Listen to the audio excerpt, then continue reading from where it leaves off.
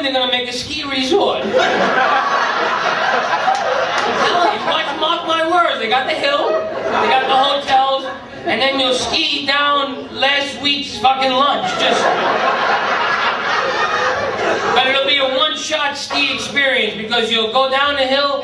By the time you get to the bottom, your skis will have melted from acid and pollution, and you'll have, whoa, they're hot, and you get a new ski with your boot. It's kind of a one-shot ski, but they're working on it. It's a fucking ski resort. They're putting up hotels. Do you have a room with a view? No, we have a room where if you stand by the window long enough, your fucking hair will fall out. That sounds interesting. I'll take that.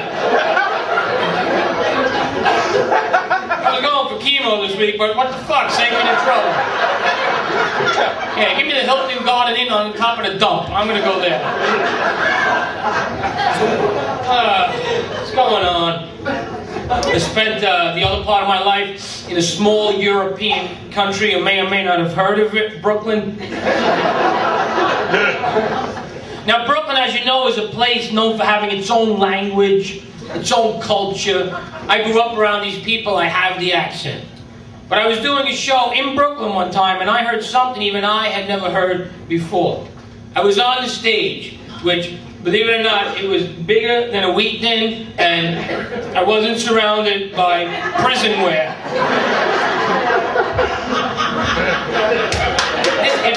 If I fuck up, they put me back there, and me and some Taliban, and we go right back.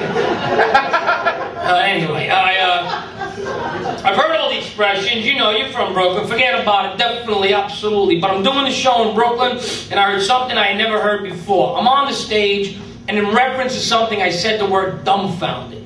Simple enough.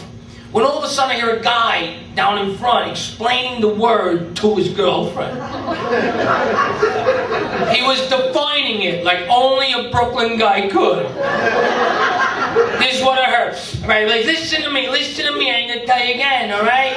You see, you wasn't always dumb, you found it.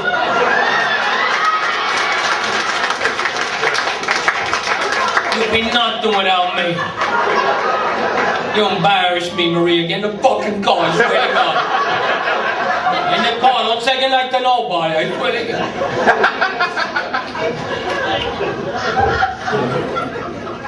Now I live in the suburbs of New Jersey. That was my wife's idea. She's like, if I'm going to leave Brooklyn and everything I know, I want to go to the suburbs and get the big backyard. And every day I go in that big backyard and I think, where am I going to bury the bitch for taking me here? And not only that, do not belong in the suburbs of New Jersey. I certainly don't belong having a fucking backyard.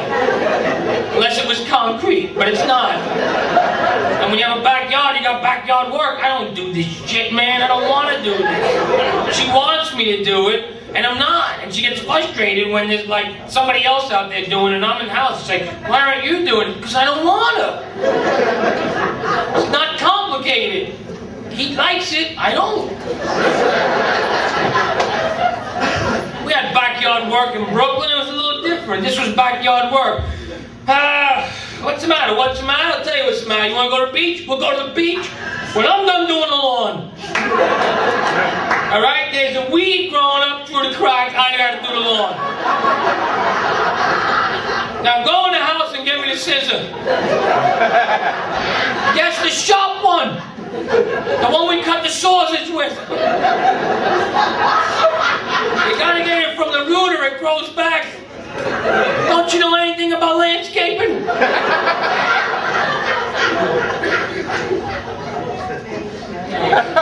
That was landscaping. And it's so much to adjust to.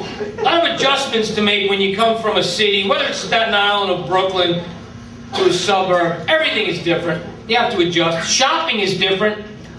When you shop here, even though they got a couple of box stores, for the most part, Staten Island, especially Brooklyn, you shop in 10 different stores. You get your best bread in one place, your best cold cuts in another. Here, you go to a shirt store for shirts, you go to a shoe store for shoes. Not in the suburbs, man. They go to one store for everything.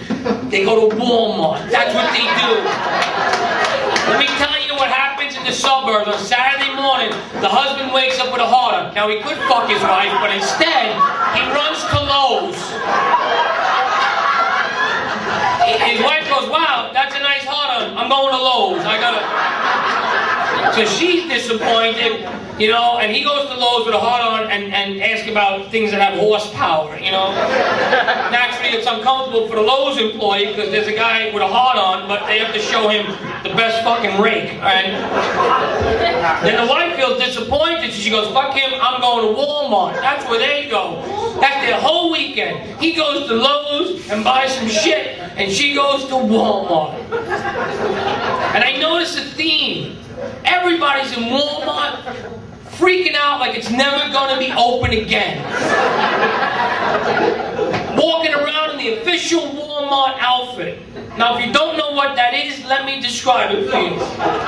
It's a heavy-set woman in a pair of polyester pants so tight that you can see every defeated box of Little Debbie she ever ate.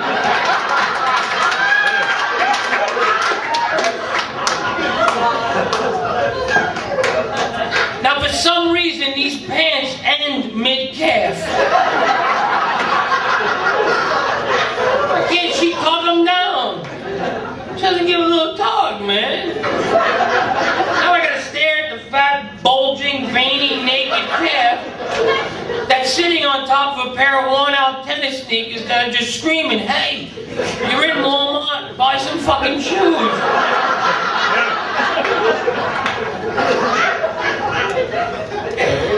Store troubles me. To me, there's something worrisome about a store where you can buy a shirt on one rack and turn around and buy a ham on the other. Something not right about that. And I notice a theme because I'm an observer. Everybody leaves Walmart with a plastic storage container. That's mandatory shopping. Oh, 2 for $8.99 in blue with the end clips. I gotta have. One day I just want to jump on the register and go, listen, shoppers of Walmart, stop buying so much shit. You won't need the container.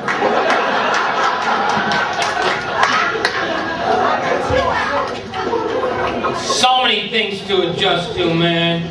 I live in a nice town in New Jersey called Howell. You know, I know a lot of people from New York and Staten Island have transplanted it, slowly coming down, and then those people go, oh, the degenerates are here, so we'll go down and down. Eventually, we're all going to be on Cape May, just fucking hanging on. Oh, fucking push, I'm on the border.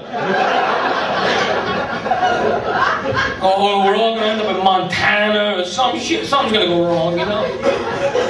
But for now, everybody comes down and they end up in places like Howell. People from North Jersey, Jersey City, Staten Island, and so on and so forth. And they come down to these areas and it's difficult and they have to get used to things. And so many things are difficult. But if you live in a town, it seems real nice.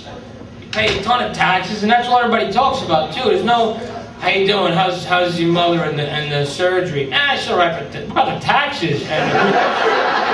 I didn't ask you about the taxes. Yeah, it's got new horsepower. I got the fucking snowblower. I can blow the fucking shingles right up the house. I got the fucking taxes. Yeah, but how's your mom doing? She's all right, but I gotta tell you, start this baby up. Fucking, it's got overdrive, and you know, if I want, I suck the whole house in and spit it back out.